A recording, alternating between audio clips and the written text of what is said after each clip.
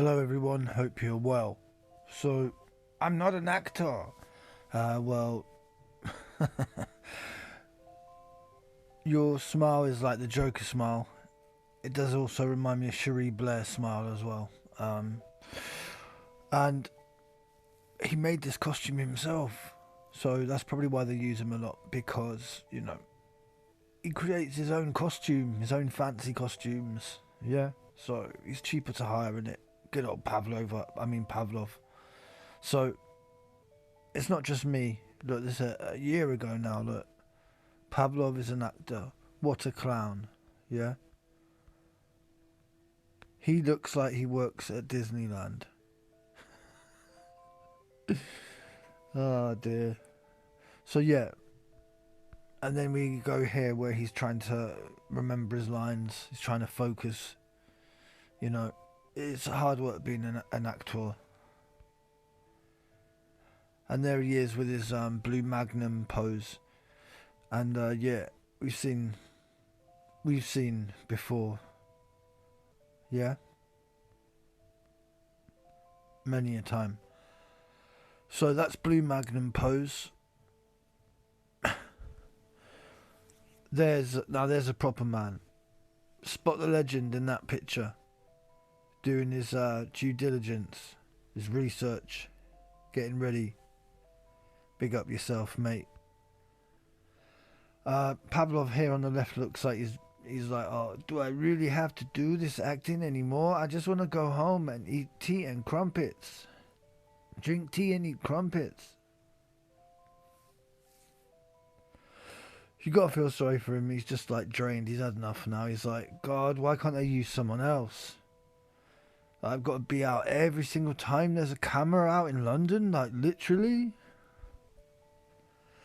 And then look at so you got Mr. Piers Corbyn here. Look who's holding the banner. Look at the state of the guy who's holding the banner, right?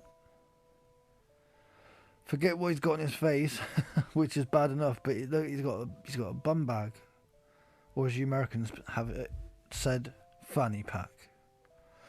Anyway, look at the banner. It looks like a child did it. Let's be honest, right? Look at the red text in the middle. Can you actually even read what that says? Can you even read it? Do you think that's a good example of like the best that the consciously awake people can do? Or do you think it looks shambolic, just like the person holding it and the person talking in front of it? As in Piers Corbyn, who looks like the guy from Back to the Future, the Doctor. Yeah. Looks like mad inventor, scientist, crazy old dude who should just be at home, you know? So yeah, and then we had Deen, right? Deen, who you might have seen yesterday quite a few times. So we saw Deen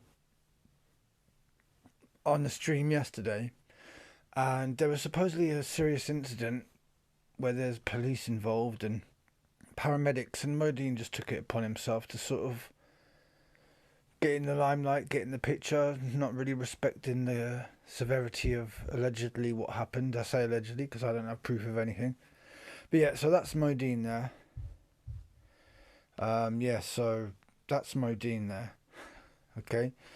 And the guy with the grey Nike t-shirts, allegedly a sort of scholar of Islam. And then you got obviously this dude here, Deen. And then look who's next to Deen, a guy with a flannel on his head. Yeah, he's got a flannel on his head. So you got Deen there and a guy with flannel on his head. Now Deen looks like he's wearing a wig. I think you'll agree. Yeah. It's a strange wig. It looks like a wig of people who might have had a perm in the 70s. I don't know really what else to say. What I would say is that Grey Bleeder and Deen have something in common. They're both used to discredit certain movements, so whether it be Islam or truth movement, whatever, both of them are used for the same reason. But the difference is that Deen gets a better wardrobe than Grey Bleeder. Grey Bleeder really is digging out the barrel with his massive cardigan and California t-shirt. Deen here, as you can see, gets all the branded name. Whether they be real is another question, but there you go. Um, Not that it matters. I don't want to pay loads of money for clothes anymore. I think we should all be past that now. But yeah, you get a better shot of man with flannel on his head here. I think he's really representing big time there.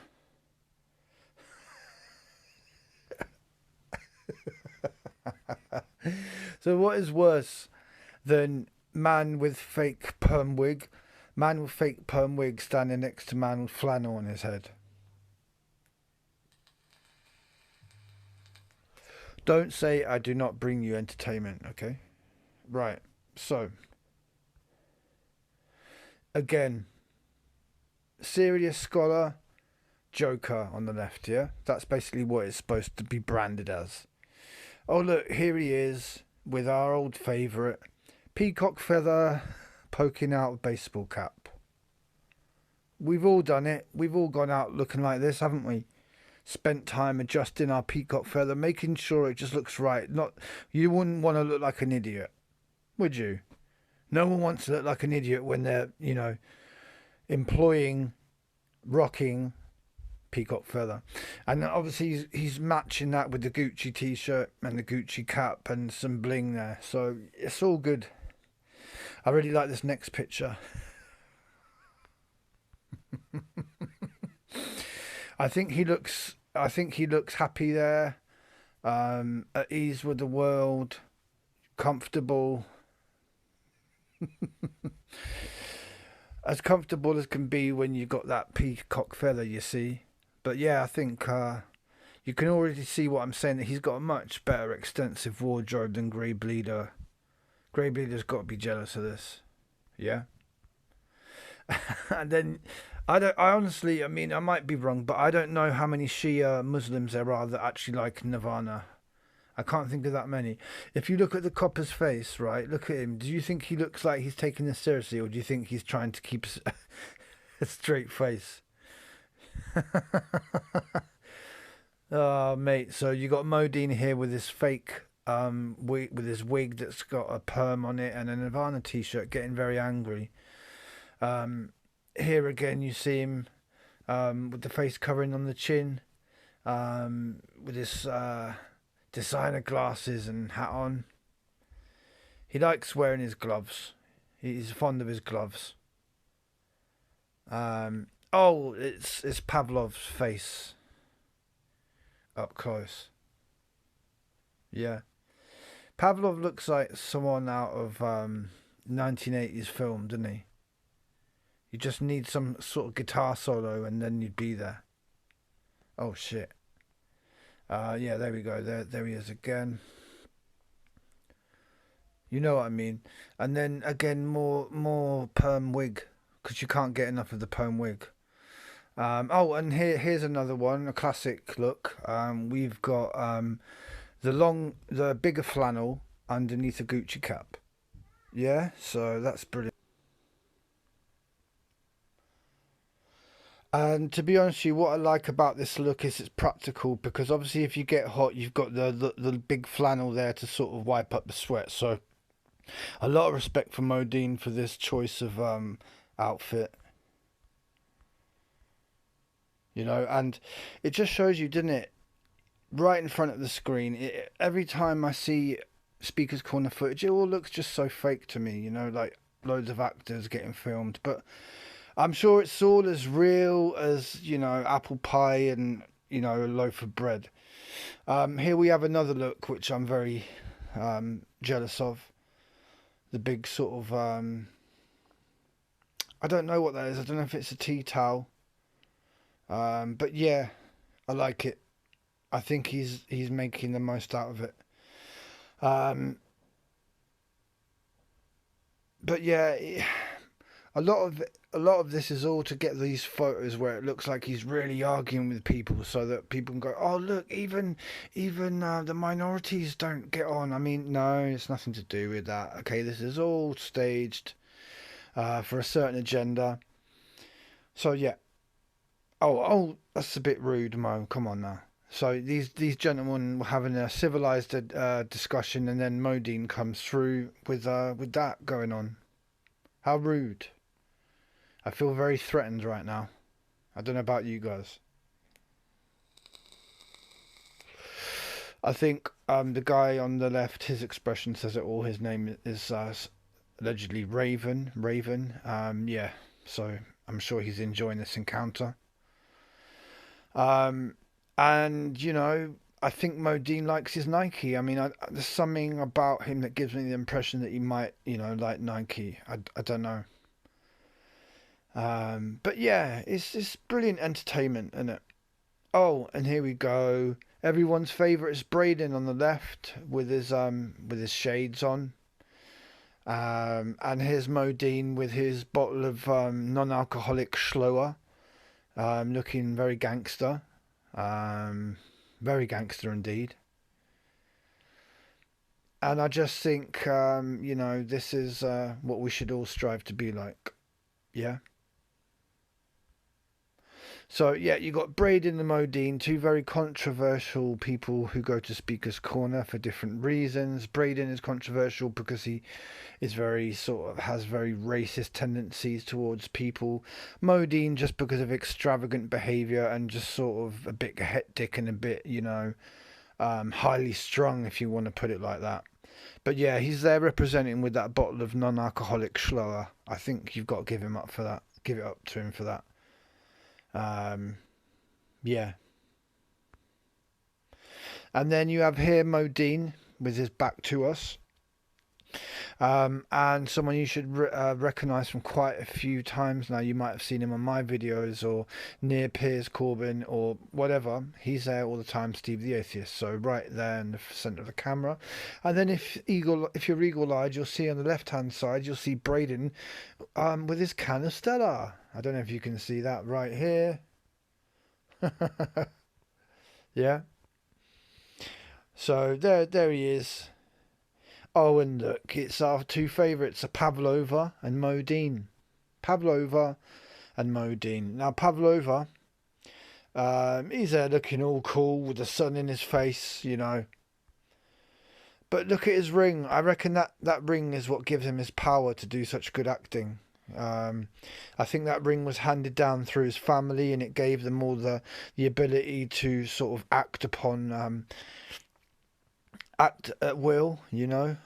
So yeah, that's probably what gives him his power. And I'd also like you to give it up for Modine's face covering on the chin with big flannel coming out of the Gucci cap. I think we can all appreciate that. It looks like some really good hip hop album cover. You know that if you see this on a hip hop album cover, the beats are going to be banging and the lyrics are going to be fire. I think you're going to agree with that, yeah. And again, it's all about that ring, and it's all about. Let's be honest, right? It's all about the polo neck, or some might want to call it a turtleneck. But either way, it's a neck, and he's rocking it with his heirloom ring that helps him be the actor that he is. And really, you couldn't get more prestigious than these two. They are like Tom Cruise and, I don't know, Eddie Murphy. I mean, you know, this is quality. And then you have here sort of an altercation between this white guy who's supposed to be a Muslim and Danny Tomo, who's supposed to be, you know, for England. And you got Modine there in the middle, as you can see, looking quite with it. Oh, look who tries to break through into the centre of the screen. That's right, it's Braden. It's Braden. So basically what happened is Braden wanted to be in the centre of this frame, just like Modine. Braden wanted to be in the same shot as Danny Tomo, and Modine wants to be in the same shot as the white Muslim guy. So same tactics, different actors. Yeah? So you got Pavlova, you got I don't know what to call him. Modine is, I guess, the only thing I can think of. And then Braydum, yeah? So, we've got Modine here. As you can see, there's a lot of history of him showing himself in the centre of everything, making a fool out of himself, doing shit like this. I mean, that tells you everything, doesn't it? And then what we'll do is we'll fast forward to Saturday, here. And then what we have here, like I said, is we fast forward to this weekend where Piers Corbyn is talking. He looks over his shoulder and says something like, I think we should wrap this up soon. And with that, we get some interruption. So let's have a quick look. Unity and truth. Now, I see they aren't doing anything yet now, but I think maybe it might be an idea to end pretty soon. And I want Yeah, so that's the cue for someone to come in now. to end with a couple of slogans. The main slogan is... You know what time it is? Mo Deen the realist. Big up Resist. Queen Elizabeth. Big up Queen Elizabeth. Fuck ISIS. Big up Mo Deen. Did you hear what he said? He said, big up Elizabeth, F ISIS. Man, Mo Deen, big up Mo Deen, right? Because that's what you want. You want a truth movement to have this guy interrupt and then say F ISIS, don't you? Because it looks professional. The main slogan is... You know what time it is? Mo Deen the realist. Big up Resist. Queen Elizabeth. Big up Queen Elizabeth. Fuck ISIS. Big up Mo Deen. Go away, resist, defy... Yeah, so basically what he's he's like Grey Bleeder, come in, discredit the movement, stand around Piers Corbyn, make Piers Corbyn look even more stupid than he does look already. Job achieved. So, like I said, for about a year now, I've been looking into people like Pavlova and Mo Deen and Braden, and they're there just to sort of act out these fake staged events. And these events usually have some kind of agenda, whether it's to make Islam look bad, or to make truthers look stupid, whatever it might be. Grey Bleeder, Pavlova, Mo Deen and Braden are all doing the same thing, different actors, different approaches, same result. Okay? So... idea to end pretty soon, and I want to end with a couple of slogans.